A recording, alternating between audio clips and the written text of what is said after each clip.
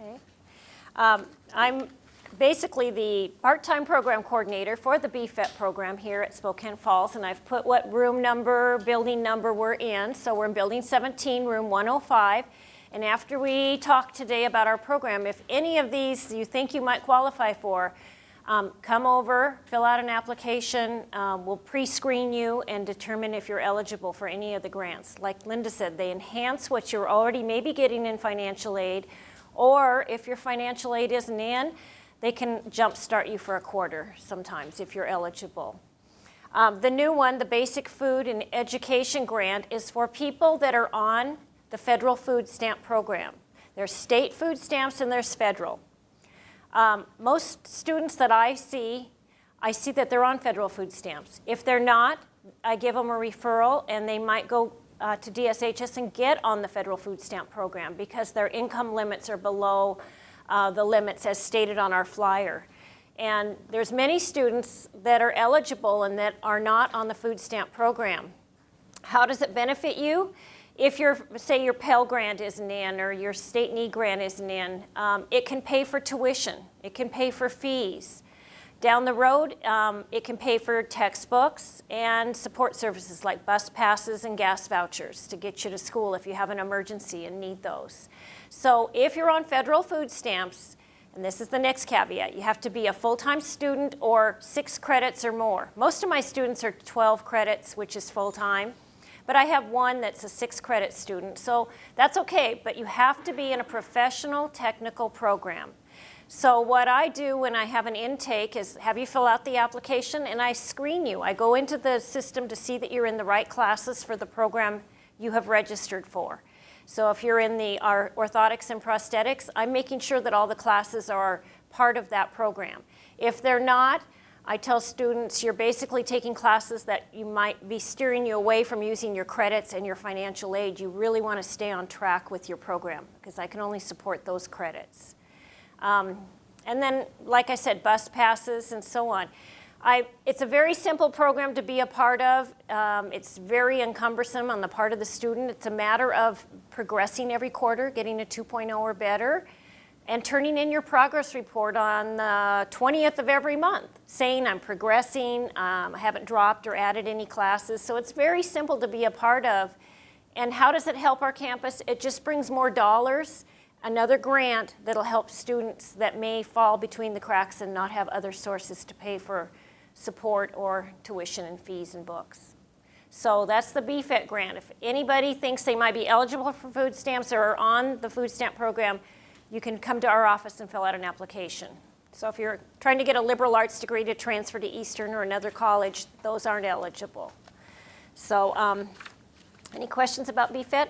We call it BFET, Basic Food Education Training. Okay. At the end, I can also help you with sources for resume writing, job searching, networking, things of that nature. So when you are finished with your program, that's another piece to the grant too that we can help with.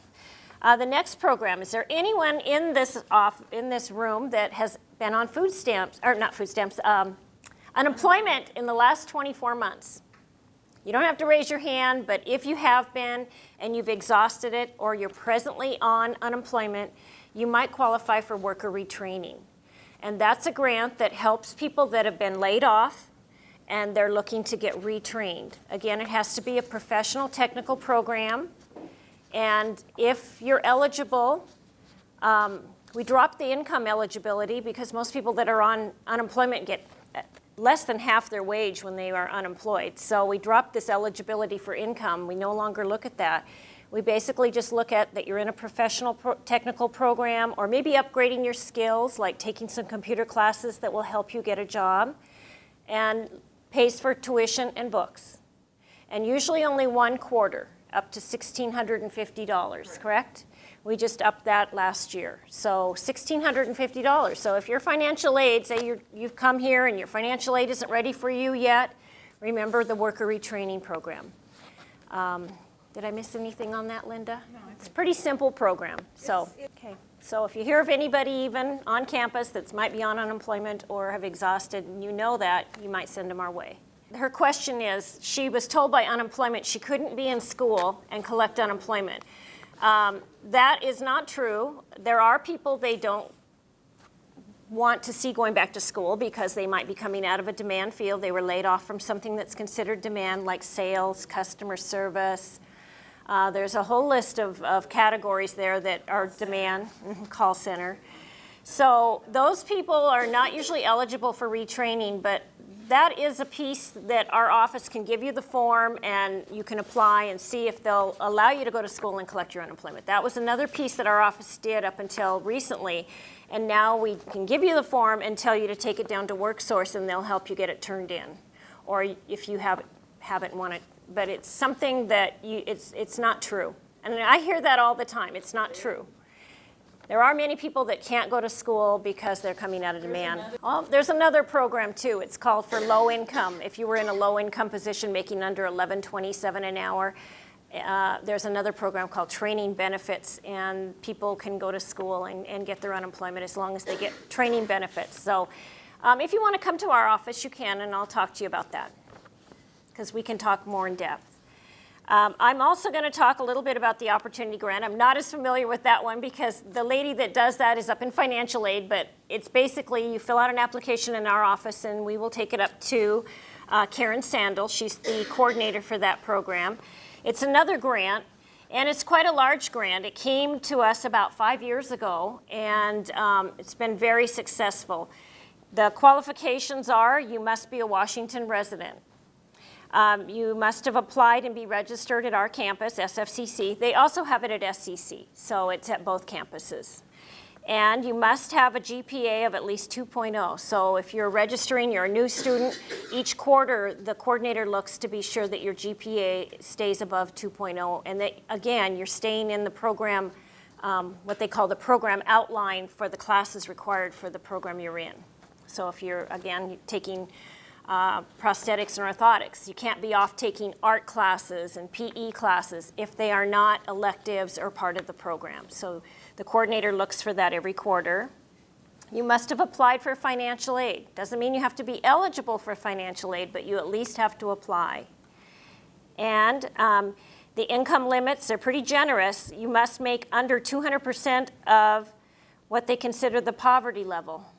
And that's pretty generous. So if you think that might be the case, you might want to come and take a look at what programs are covered under that program. There's only certain professional technical. Not all of them are covered. She also looks to see that you have little or no college experience. For somebody, we have a lot of students that come in and they may already have a degree, a bachelor's degree. And for those students, they don't usually get Pell or state need anymore because they're not eligible. And so they come and look for that grant, but you're not eligible if you already have a prior bachelor's degree. If you have an AA, she has looked at people with AA degrees, especially if they're not in demand anymore and you need the retraining. You can't have had it at another college, and I guess there's a database they can look into and see if your name pops up if you do apply. And you have to agree to just meet with the counselor once a month, kind of like my program. You have to meet with the person and just say, I'm progressing, I'm doing fine. And that's the Opportunity Grant. There's 3 quarters she'll pay for. So if you think any of these grants sound like you, or a student that you know, a friend or another student, let them know that we do have these grants. I call them the hidden money because a lot of times people don't know. They don't know about our office, they don't know about our funding, and it's kind of a use it or lose it kind of grant. If you don't use your money, the next year it could be less for our college. So we always try to use our money and use it wisely so that we have successes and next year we get hopefully more.